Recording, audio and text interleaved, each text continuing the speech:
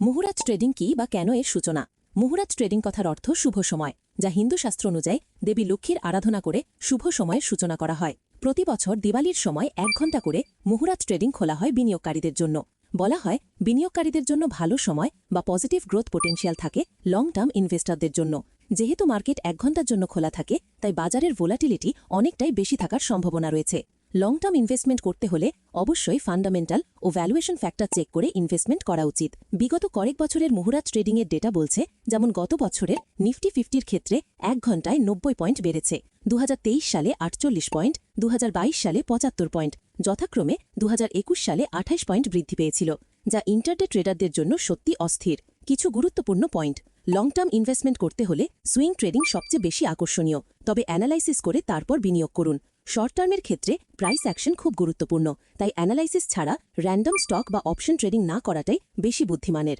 সবাইকে শুভ দীপাবলির শুভেচ্ছা।